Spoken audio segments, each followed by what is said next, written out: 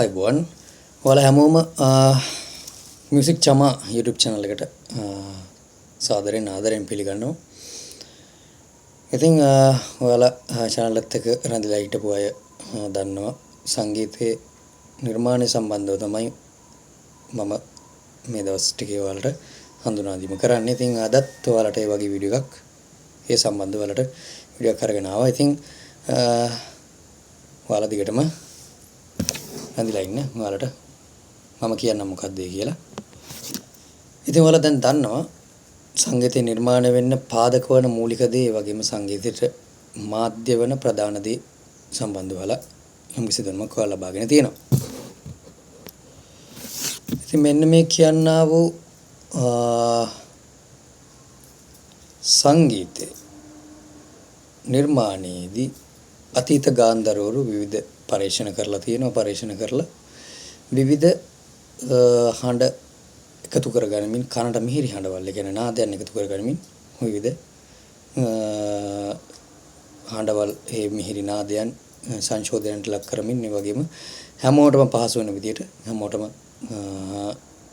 පරිශීලනය කරන්න, එතනින් ගියාම අධ්‍යයනය කරන්න, හදාරන්න පහසු වෙන විදිහට අපිට පොදුවේ දෙයක් හඳුන්වලා දීලා තියෙනවා. මොකක්ද ඒ දේ? ඒ දේ තමයි අපි මෙන්න මේ සංගීතයේ විදිහට අපි ඉගෙන ගන්න ප්‍රධාන වශයෙන් මේවට කියනවා අපි ස්වර කියලා.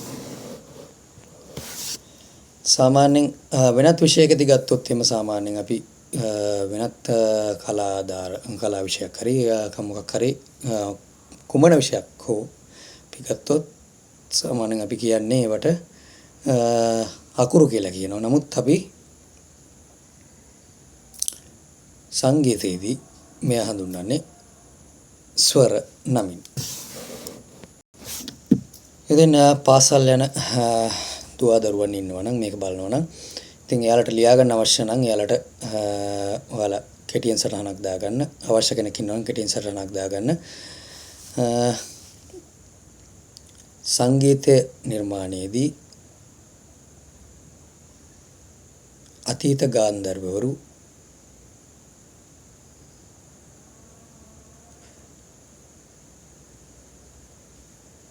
මෙම කනට මිහිරි හඬවල් එනම් නාදයන්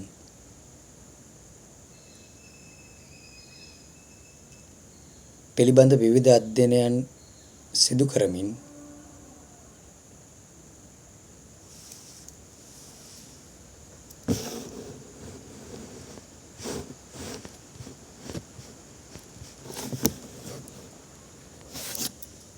සෑම දිනාටම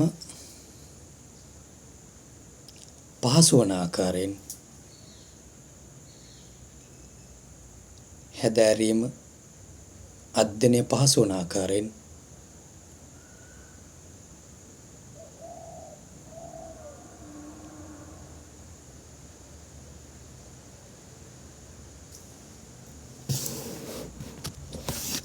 කනට මිහිරි හඬ එනම් නාද කිහිපයක්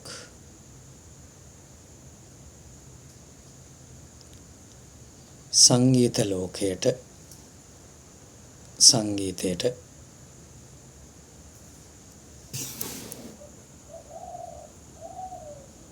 හඳුන්වා දෙන ලදී. මේවට කිව්වා අපි මොකද්ද? ඒ හඳුන්වා දෙන හඬවල් වලට, කණ්ඩ මිහිරි හඬවල් වලට එහෙම නැත්නම් ඒ නාදයන් වලට අපි කිව්ව මොනවද? ස්වර කියලා නේ. එම අවසන් ප්‍රතිඵලයේ වශයෙන් හඳුන්වා දෙන නාදයන් සමහරවිට ඔයාලා වෙනම ඡේදකින් ලියා ගන්න. එතකොට ඔයාලට බලාගෙන ලේසි. එම හඳුන්වා දෙන නාදයන්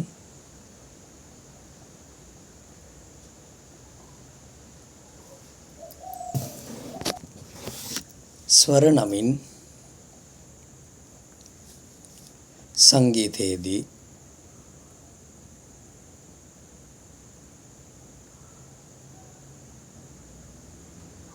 හඳුන්වනු ලබයි. ඊට පස්සේ වෙනම ඡේදයෙන් ලියා ගන්න.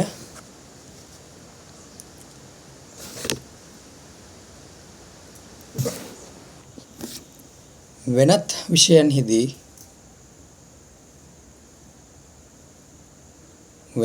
වෙනත් විෂයන්හිදී මේවා අක්ෂර නමින් හඳුන්වුවද සංගීතයේදී මෙය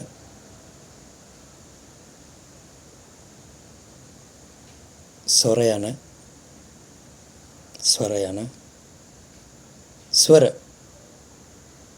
අල්සයන් වයන් රයන් ස්වර යන නාමයෙන් හඳුන්වනු ලබයි. ඉතින් දැන් ඔයාලා දන්නවා එහෙනම් සංගීතයේදී අපි ඉගෙන ගන්න දෙයට කියනවා මොනවද අපි ස්වර සම්බන්ධව තමයි ඉගෙන ගන්නේ. ඉතින් මෙන්න මේ කියන්නා වූ අතීත ගාන්ධර්වරු මෙන්න මේ ස්වර අපි මේ ඉගෙන ගන්න සංගීතයේදී අපි ඉගෙන ගන්න ස්වර ප්‍රධාන වශයෙන් කාරණා හතකට අපිට හඳුන්වා දීලා තියෙනවා. ඉතින් මෙන්න මේකට අපි පොදුවේ කියනවා මොකද්ද? සප්තකයක් කියලා. ඊට පස්සේ ලියා ගන්න අතීත ගාන්ධර්වවරු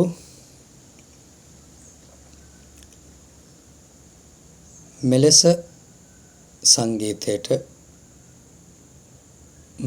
සංගීතයට ස්වරයන් හඳුන්වා දෙමින්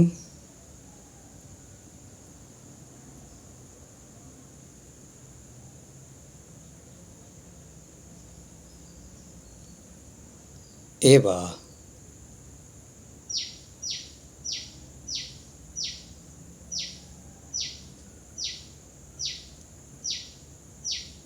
ප්‍රධාන ස්වරයන්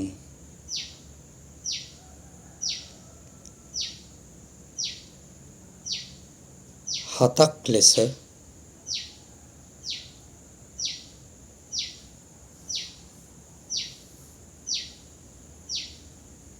නම් කරන ලදී.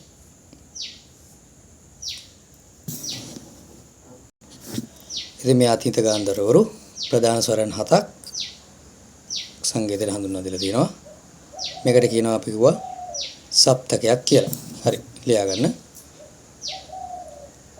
මෙම ප්‍රධාන ස්වරයන්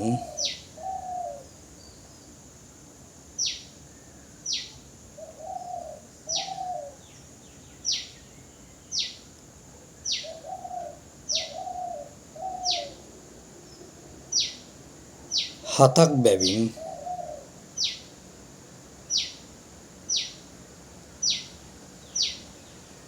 මෙය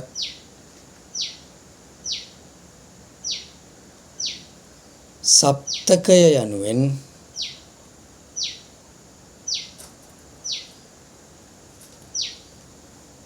හඳුන්වා දෙන ලදී.